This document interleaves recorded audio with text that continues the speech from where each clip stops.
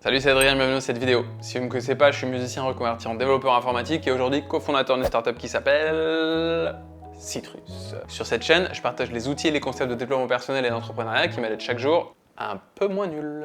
Dans cette vidéo, on explore pourquoi, et contrairement à ce qu'on pourrait penser, la gentillesse vous veut du bien. Et attendez.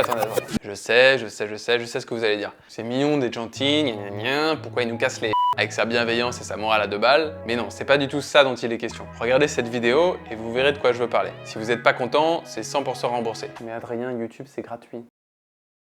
Ah, la gentillesse. Petit, on nous disait toute la journée, sois gentil avec tes petits camarades, avec tes frères et sœurs, avec tes parents. Est-ce que c'était vraiment sincère? D'une certaine manière, outre le fait d'inculquer des bonnes valeurs à des enfants, c'est un bon moyen d'avoir le contrôle sur eux, pour qu'ils ne nous cassent pas trop les pieds, pour qu'ils soient sages et qu'ils se tiennent correctement. La dernière fois, j'ai bu un verre de whisky. Je l'ai bu, je suis parti dans le canapé. Avec l'âge, on l'oublie un peu ce truc d'être gentil. Dans un monde où tout est performance, tout est concurrence, où c'est bien souvent que le meilleur gagne, on a tendance à rien lâcher, à surtout pas être gentil de peur qu'on nous pique notre part du gâteau. Mais est-ce qu'on a vraiment raison? En faisant mes recherches sur le sujet, il y a des choses que j'ai trouvées très surprenantes, et notamment d'un point de vue physiologique. Laissez-moi vous expliquer. L'être humain est programmé pour survivre. Il doit se protéger du danger et se débrouiller pour se nourrir dans le seul et unique but de se reproduire et de faire perdurer l'espèce. Pour lui, évidemment, la meilleure manière de survivre, c'est de s'unir. Ensemble, on est plus fort face aux prédateurs. On se tient chaud pendant l'hiver, on a plus de chances de trouver de bonnes idées pour fabriquer des outils qui nous simplifieront la vie, et aussi, bien évidemment, on peut se reproduire. À l'ancienne. C'était quoi? Vous avez un visage verdoyant. Non, t'as dit ça?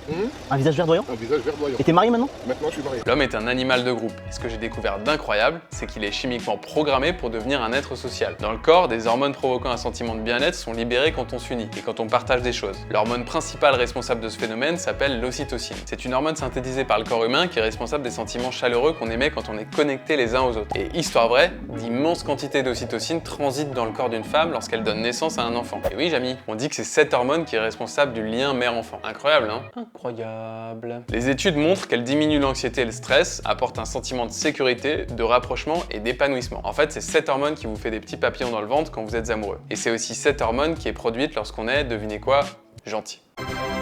Quand vous aidez quelqu'un à porter son bagage dans le train parce qu'il est trop lourd pour lui ou elle, et qu'il ou elle vous répond avec un grand sourire et un grand merci, c'est cette hormone que vous synthétisez. C'est ouf, non?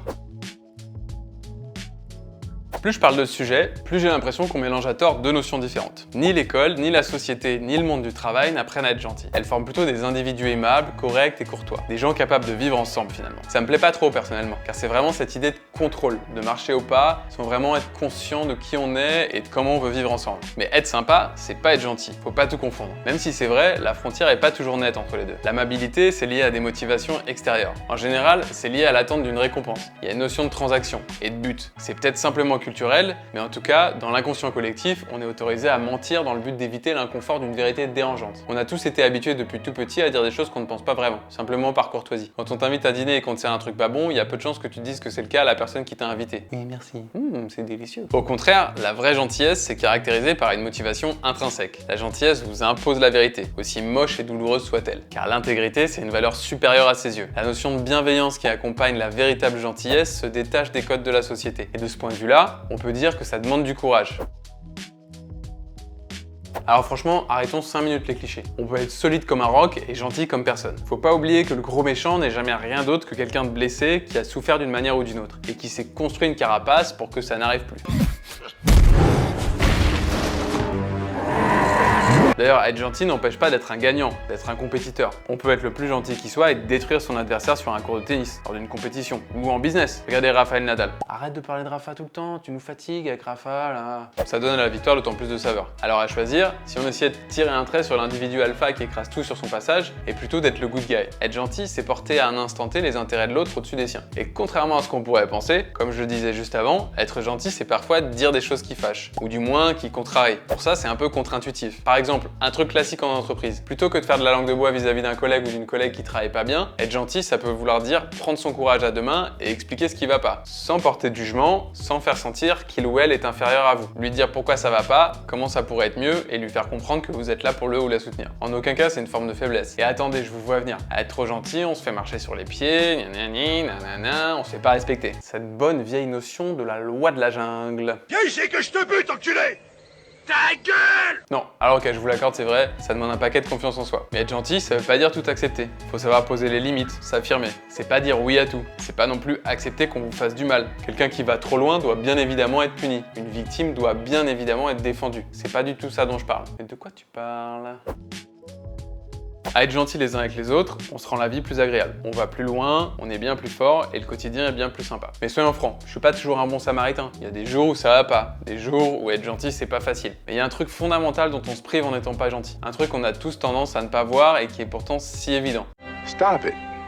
Get some help. Être gentil, c'est pas seulement un acte de générosité, c'est aussi un acte égocentrique. C'est un truc qu'on peut faire pour soi. Et ça a bien des vertus. Accepter de donner de l'amour quand on ne reçoit pas, c'est pas être une victime. Vous avez déjà vu quelqu'un en colère porter un sourire? Vous avez déjà vu quelqu'un d'énervé être véritablement en paix, être heureux? Ou juste vivre un moment de plaisir?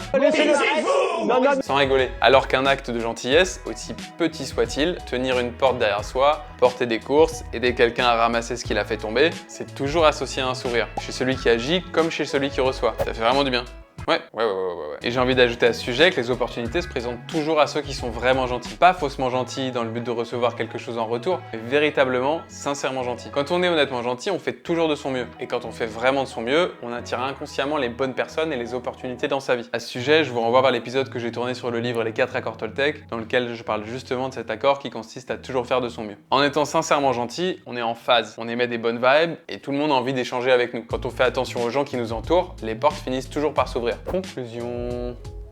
À l'heure d'internet et des réseaux sociaux, c'est devenu banal de dire des méchancetés pour un oui ou pour un non. Moi j'emploie les mots que je veux, vous voyez, je suis comme ça. Et je blâme personne, je suis pas parfait à ce sujet, ça m'arrive de bitcher comme tout le monde. Mais la vérité c'est qu'on est souvent méchant sans le vouloir, parce qu'on est passager de son quotidien. C'est ça qui est dommage, c'est parce qu'on n'agit pas en pleine conscience, on agit automatiquement. On pense pas vraiment ce qu'on dit et on laisse nos émotions, aussi primitives soient-elles, répondre à notre place. Être gentil c'est un effort, c'est une démarche volontaire et c'est un choix qui nous demande d'être présent à chaque instant. Alors essayez pas d'être parfait, mais gardez ça dans un coin de la tête, ça pourrait vous rendre la vie bien plus agréable de temps à autre. C'est à la fin de cette vidéo. Si vous me croyez toujours pas, faites une expérience aujourd'hui. Engagez-vous à faire au moins une chose gentille en toute sincérité et observez comment vous vous sentez juste après. Il me semble que j'ai une petite idée. Merci infiniment d'avoir regardé cette vidéo. Si ça vous a plu, n'hésitez pas à liker, à me faire un feedback en commentaire et à vous abonner pour voir la suite. En attendant, buvez de l'eau et n'oubliez pas, c'est pas qui on est,